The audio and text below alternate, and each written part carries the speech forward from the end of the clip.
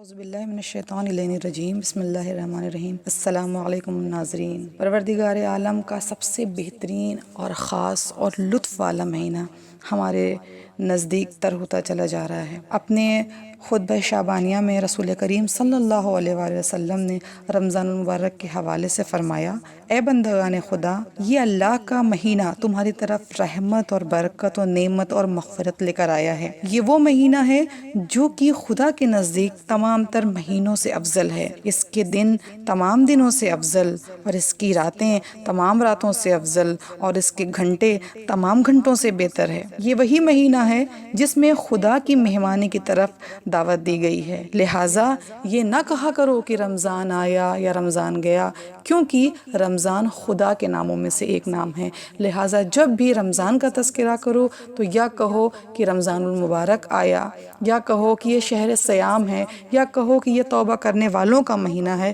کیونکہ اس مہینے کی عبادتیں اور اس کے روزے پروردگار عالم کی بارگاہ میں ایک خاص لطف کا محور اور مرکز ہیں۔ لہٰذا فرمایا کہ اس میں عبادتوں کا اپنے خاص انتظام کرو۔ تو سب سے پہلے جو چیز اس ماہ کے لیے سب سے خوبصورت ہے اور جس کا حکم سب سے پہلے دیا گیا ہے وہ چاند دیکھنے کے سلسلے میں ہے۔ چند ایک اعمال ہیں جن کی میں آپ کے سامنے وضاحت کرنا ضروری سمجھتی ہوں۔ علماء نے لکھا ہے اور بہت ساری حدیثوں کی اور دعاؤں کی کتابوں میں یہ بات آئی ہے کہ ماہ رمضان المبارک کا چاند ضرور دیکھنے کی کوشش کرے۔ بعض علماء نے تو یہاں تک کہ قرار دے دیا ہے کہ رمضان المبارک کا چاند دیکھنا واجب ہے، یعنی اتنا اہم یہ چاند ہے کہ جب یہ چاند دیکھنے کا وقت آئے یا جب اس چاند کے دیکھنے کا وقت نزدیک تر ہوتا چلا جائے تو آپ ایک خاص تیاری کیجئے، اور اس خاص تیاری کے لیے فرمایا کہ کوشش کرو کہ یہ چاند تمہیں نظر آ جائے اور یہ چاند تم ضرور دیکھ لو، اور اس کے لیے کوشش ہے کہ اپنے چھت پر یا جس طرح بھی ممکن ہو اس چاند کو دیکھنے کی کوشش کرو۔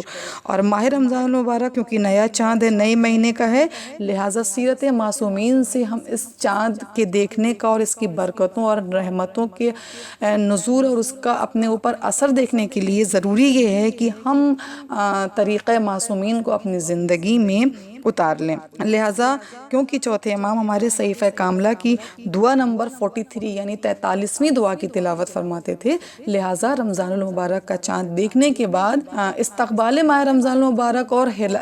رؤیت ہلال کے حوالے سے صحیفہ کاملہ میں جو دعا ہے اس دعا کی تلاوت کرے۔ اور چاند دیکھنے کے بعد قرآن میں ایک سورہ ہے، سورہ محمد، لکھا ہے کہ جب رمضان المبارک کا چاند آپ دیکھ لیں تو سورہ محمد کا دیدار کریں، اور اگر سورہ محمد بھی نہ دیکھ سکتے ہوں تو اپنے اہل و عیال کے چہرے کی جانب نگاہ کریں۔ اس کے بارے میں ادب اور اس کے بارے میں احادیث یہ آئی ہے کہ چاند دیکھنے سے، اگر آپ ماہ رمضان المبارک کا چاند دیکھیں گے تو اس کا اثر آپ کی زندگی میں یہ ہوگا کہ پورے سال آپ کو آنکھ کی بیماری سے دوچار ہونا نہیں پڑے گا، یعنی آپ کو آنکھ کی بیماری سے متعلق کوئی بھی مرض آپ کو چھو بھی نہیں پائے گا، ٹھیک ہے۔ لہٰذا یہ اہتمام روحانی اعتبار سے بھی اور جسمانی اعتبار سے بھی ضروری ہے کہ ہم ماہ رمضان المبارک کے چاند کو